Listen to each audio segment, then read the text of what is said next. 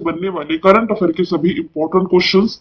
कल की क्लास में हमने देखा था कि आईपीएल में सबसे अधिक सेंचुरी लगाने का रिकॉर्ड बनाया है विराट कोहली ने। कुल 8 सेंचुरी इनके नाम है। हाल ही में गणगौर उत्सव की शुरुआत राजस्थान में की गई है। अभी हाल ही में गॉड पार्टिकल की खोज करने वाले फिजिक्स वैज्ञानिक पीटर हिग्स का निधन हुआ है। 2024 में राष्ट्रीय महिला हॉकी लीग का उद्घाटन किया जाएगा झारखंड में। हाल ही में जारी रिपोर्ट के अनुसार जल जीवन मिशन की सफलता में जो जिला टॉप पर है ये है तमिलनाडु का नीलगिरी और यूपी का महोबा।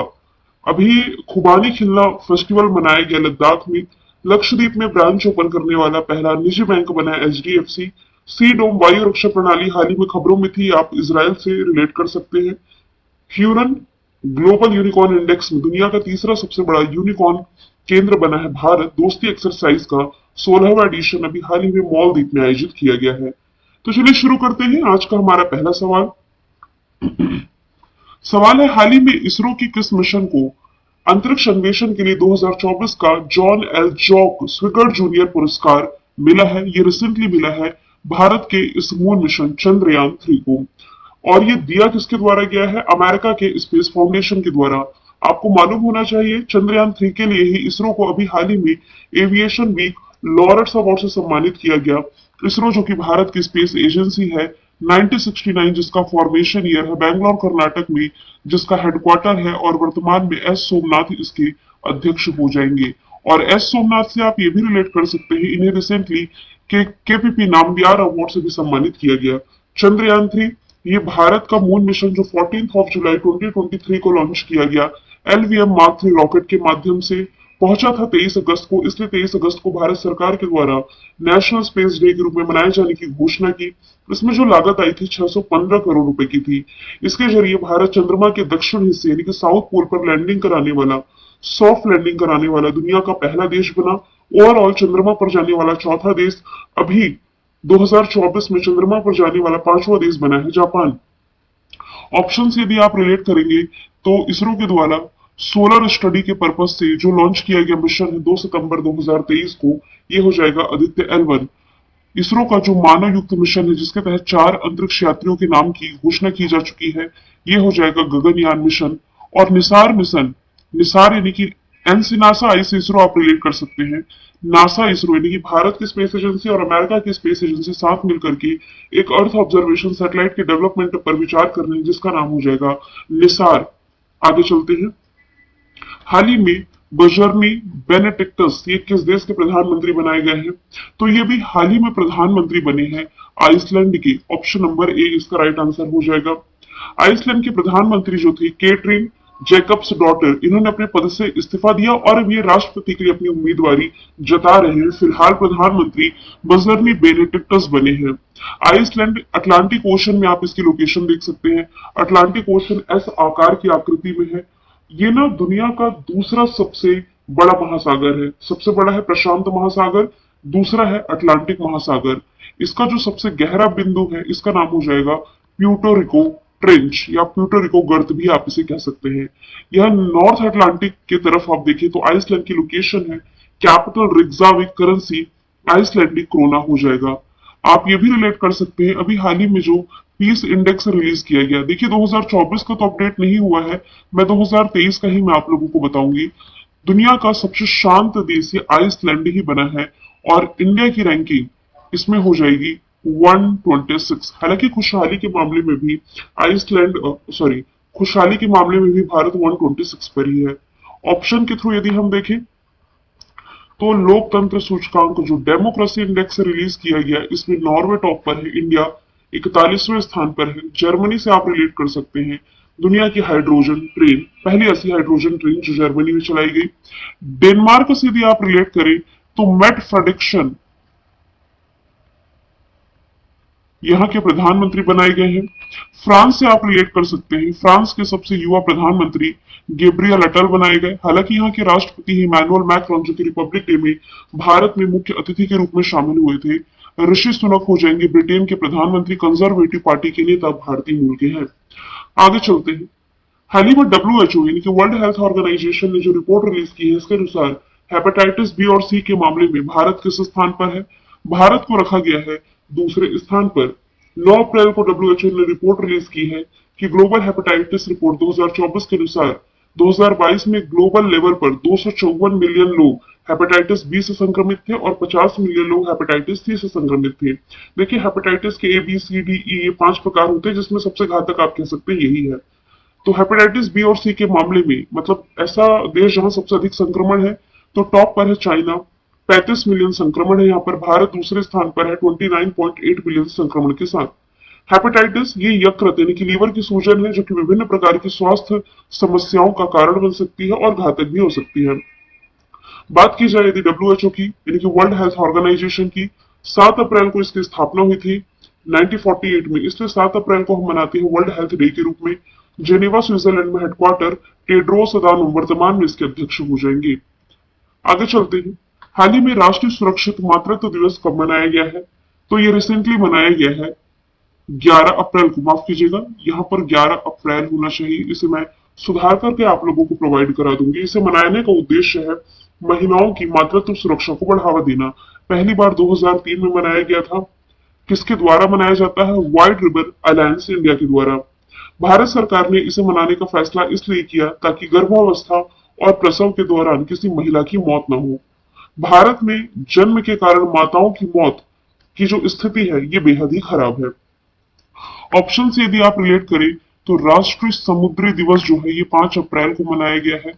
9 अप्रैल को मनाया गया है central armed police force CA, माफ कीजिएगा सीआरपीएफ, ये सेंट्रल रिजर्व पुलिस फोर्स शौर्य दिवस।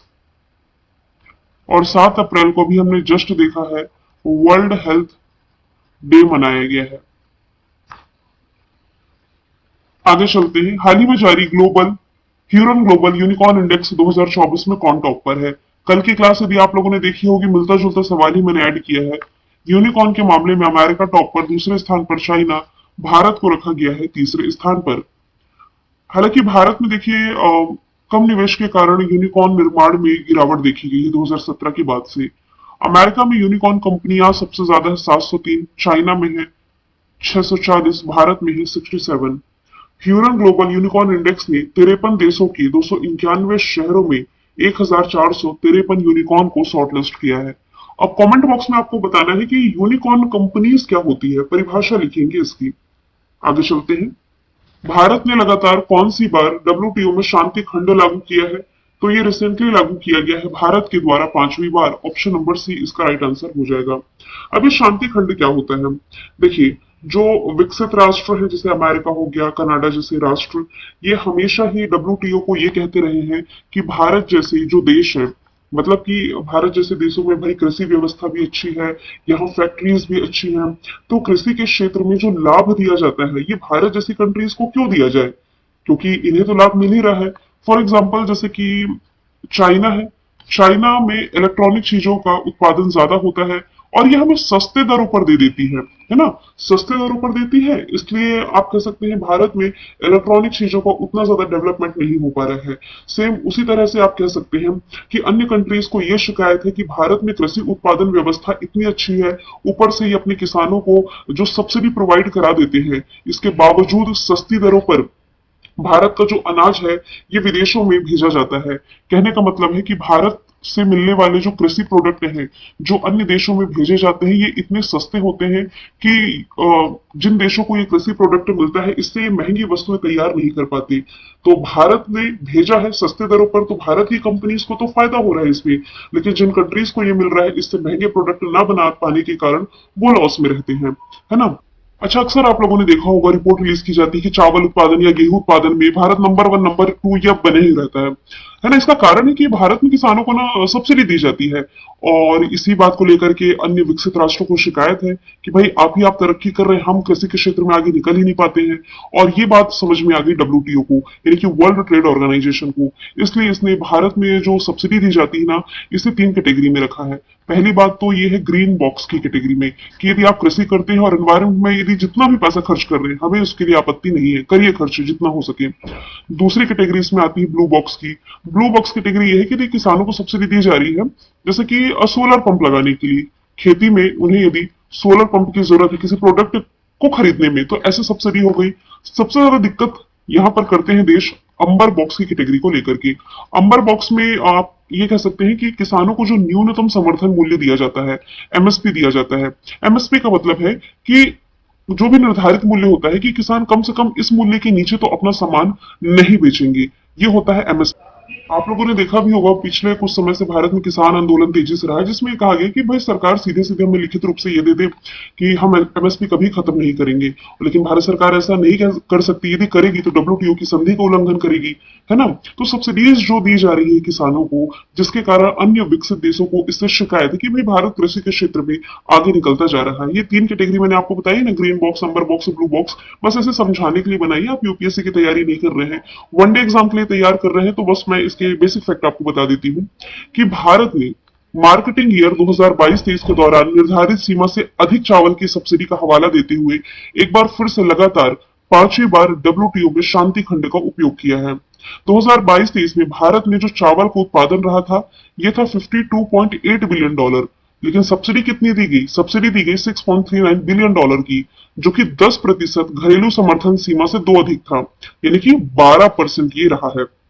हालांकि ये उल्लंघन ही था, लेकिन शांति खंड समझौते के तहत दंड इसमें लागू नहीं होता है।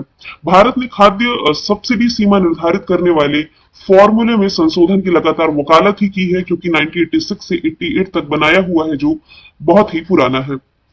डब्ल्यूटीओ की स्थापना 1955 में हुई। जेनेवा स्विट्जरलैंड में हेडक्वार्टर नकोजी अंकोजी अध्यक्ष है। डब्ल्यूटीओ बनाया ही इसलिए गया था कि कोई भी देश ना ट्रेड के क्षेत्र में एकाधिकार न कर ले, बैलेंस रहे, सभी को मौका मिले। इस पर्पज से इसकी स्थापना की गई थी। आगे चलते हैं। World ranking, QS world university ranking release की गई है। भारत का सर्वश्रेष्ठ विश्वविद्यालय चुना गया है जेएनयू, जवाहरलाल नेहरू विश्वविद्यालय, जो कि कहाँ का है? दिल्ली का है। क्वाइकरली साइमंड्स के द्वारा ये रिपोर्ट रिलीज की गई है। 1559 संस्थानों की लिस्ट में 69 भारतीय विश्वविद्यालयों को पहली बार जगह मिली है। ये वही जेएनयू है जिसने की तंजानिया की जो राष्ट्रपति है सामिया सुलुहू भारत के दौरे पर थी और इन्हें मानद उपाधि से सम्मानित किया है। आईआईटी दिल्ली ये तंजानिया के जंजीबार में अपना कैंपस ओपन करने जा रही है। माफ कीजिएगा, उल्टा मैंने बोल दिया।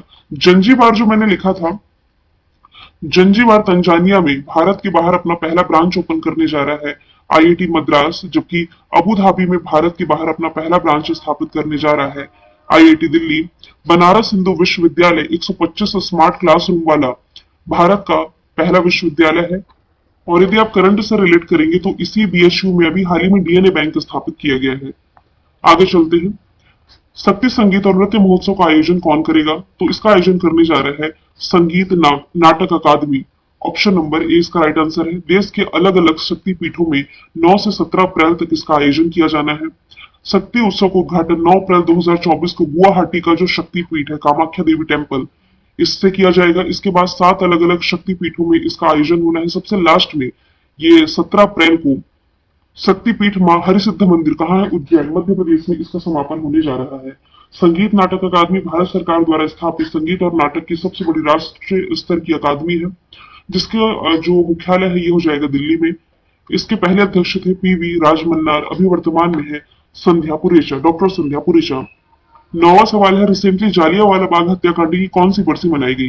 देखिए, जालियांवाला बाग हत्याकांड ये हुआ था 13 अप्रैल 1919 में, और उस हिसाब से यदि हम देखें 2024 चल रहा है, तो ये इसकी 105वीं बरसी मनाई गई।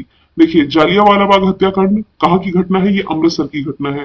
13 अप्रैल है और देखिए संयोग 13 अप्रैल की ये जो क्लास है मैं अमृतसर से रिकॉर्ड कर रही हूँ। मैं जालियांवाला बाग की फोटो भी टेलीग्राम में जरूर शेयर करूंगी आप लोगों को आज की। 13 अप्रैल 1919 को अमृतसर पंजाब की एक घटना रही थी, जिसमें कि जनरल डायर ने गोली चलाने के आदेश दिए थे। देखिए, मैंने इनका नाम भी मेंशन किया है, जिसमें कि हजारों लोगों की जान चली गई थी। आगे चलते हैं।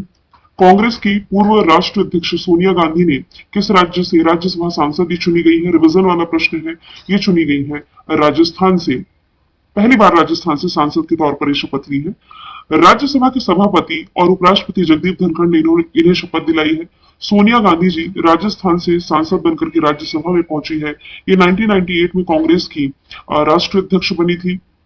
1999 में पहली बार बेल्लारी कर्नाटक और अमेठी यूपी से ये चुनाव लड़की लोकसभा में पहुंची, और ये कुल 5 बार लोकसभा की सांसद रह चुकी है। स्ट्रैटेजी के में नेशनल पार्क यदि हम देखें, रणथंभौर सरिस्का ये है राजस्थान में घाना भी राजस्थान से रिलेट कर सकते हैं। कान्हा पेज पन्ना मध्य प्रदेश में, नामदफा अरुणाचल प्रदेश में, सुल्तानपुर कलेशा हरियाणा में, दुधवा यूपी में। कल मैंने आपसे पूछा था ओम के आकार का पहला मंदिर दुनिया का, ये बना है राजस्थान में। आज का सवाल है डीआरडीओ द्वारा किस बैलिस्टिक मिसाइल का सफल परीक्षण किया गया। आंसर इसका आप कमेंट बॉक्स में बताइएगा।